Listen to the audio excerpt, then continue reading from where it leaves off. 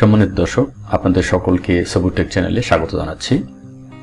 এই ভিডিওতে আমরা দেখব কিভাবে টেবিল বর্ডার এর থিকনেস বাড়ানো বা কমানো যায়, অর্থাৎ টেবিলের যে বর্ডারটি রয়েছে এই বর্ডারগুলো কিভাবে মোটা অথবা চিকন করা যায়। তো চলুন শুরু করা যায়।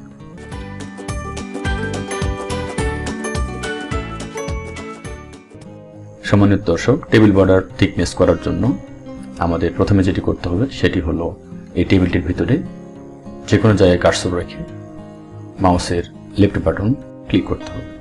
তো আমি ক্লিক করে দিলাম এবং আমরা দেখতে পাচ্ছি মেনু বারে পরিবর্তন এসেছে এবং এখানে টেবিল ডিজাইন নামে একটা অপশন দেখা যাচ্ছে। আমরা যদি এটাতে ক্লিক করি তাহলে টেবিল সংক্রান্ত যে বিষয়গুলো রয়েছে সেগুলো এই স্ট্যান্ডার্ড টুল বারে দেখা যাবে। তো আমি ক্লিক করে দিলাম এবং দেখতে পাচ্ছি পরিবর্তন এসেছে স্ট্যান্ডার্ড টুল বারে। এখান থেকে আমরা যেহেতু টেবিলের বর্ডার মোটা করতে চাই, মোটা অথবা চিকন করতে চাই, এখন আমরা মোটা করব। আমাদের প্রথম কাজ হবে টেবিলের বর্ডারের থিকনেসটি বাড়িয়ে দেওয়া। এখানে আমরা দেখতে পাচ্ছি 1/4 পিটি রয়েছে বর্ডার থিকনেস, এটিকে আমরা বাড়াবো। এর জন্য এখানে যে ড্রপ ডাউন অ্যারোটি দেখতে পাচ্ছি এটিতে কার্সর রেখে লেফট বাটন ক্লিক করলে বেশ কিছু অপশন চলে এসেছে। আমি এখান থেকে একটি নিচ্ছি, আপনারা আপনাদের পছন্দ মতো যে কোনোটি নিতে পারবেন। তো আমি এখানে 3PT নিলাম। আমরা দেখতে পাচ্ছি কার্সরের পরিবর্তন এসেছে এবং এটি দেখতে কিছুটা কলমের মতো হয়েছে। তো এটাকে আমরা এই বর্ডারগুলোর যে কোনো স্থানে রেখে যদি লেফট বাটন ক্লিক করি তাহলে ওই সেলের ওই অংশটি বোল্ড হয়ে যাবে, অর্থাৎ মোটা হয়ে যাবে। একইভাবে আমি যদি এখানে নিয়ে ক্লিক করি তাহলে এখান থেকে এই পর্যন্ত মোটা হয়ে গেল। আমি যদি এখান থেকে একেবারে এই পর্যন্ত নিতে চাই তাহলে আমার কাজ হবে এখানে কার্সরটি ধরে, অর্থাৎ লেফট বাটন চেপে ধরে ডান পাশে টেনে নেওয়া, তাহলে একবার এখান থেকে এই পর্যন্ত পুরো রোটি মোটা হয়ে গেল। একইভাবে আমরা যদি এই পাশটি করতে চাই তাহলে আমাকে ধরতে হবে এখানে এবং টেনে নিয়ে আসতে হবে।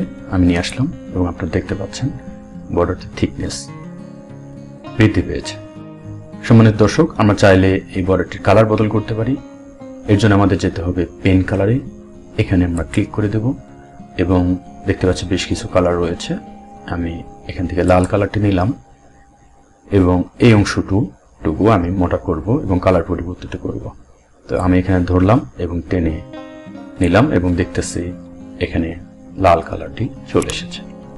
সম্মানিত দর্শক, এখন যদি আমরা চাই এই পুরা যে টেবিলটি রয়েছে এই টেবিলটির যতগুলো বর্ডার রয়েছে সব বর্ডারগুলোই আমরা একসঙ্গে মোটা অথবা চিকন করব, তাহলে কি করব?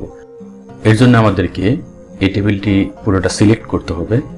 তো সিলেক্ট আমরা এভাবে করতে পারি, টেনে নিই, অথবা আমরা এই টেবিলটির পাশে উপরের কোণার দিকে যে প্লাসের মতো এই চিহ্নটি রয়েছে এখানে কার্সর রেখে ডাবল ক্লিক করলেও এটি সিলেক্ট হয়ে যাবে এবং সঙ্গে সঙ্গে এই টুল বারটিরও অবশ্য পরিবর্তন আসবে ঠিক আগেরটির মতো।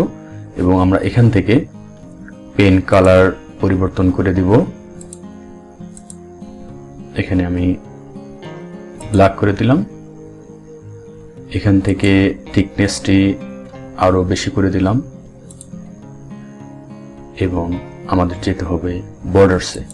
বর্ডার থেকে আমি অল বর্ডারে করলে আমরা দেখতে পাচ্ছি একসঙ্গে টেবিলের সম্পূর্ণ বর্ডার পরিবর্তিত হয়েছে, অর্থাৎ যতগুলো বর্ডার রয়েছে সবগুলো বর্ডার মোটা হয়েছে।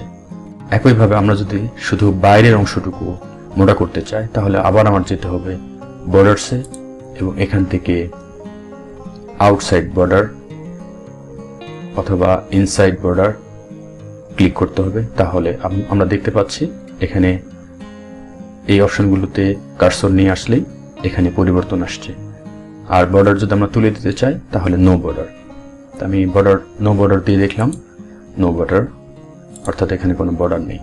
আবারও যদি আমরা এগুলোকে ঠিক আগের অবস্থায় নিতে চাই তাহলে আমরা Ctrl+Z চেপে নিতে পারি, অথবা এখান থেকে বাই ডিফল্ট যেটি রয়েছিল এটিতে দেব এবং পেন কালার অটোমেটিকে দিলাম এবং বর্ডারে গিয়ে অল বর্ডার করে দেব। আমরা দেখতে পাচ্ছি আর আমরা পূর্বের অবস্থায় ফিরে এসেছি। আশা করছি ভিডিওটি আপনাদের ভালো লেগেছে। পুরো ভিডিওটি দেখবার জন্য আপনাদের সকলকে অসংখ্য ধন্যবাদ।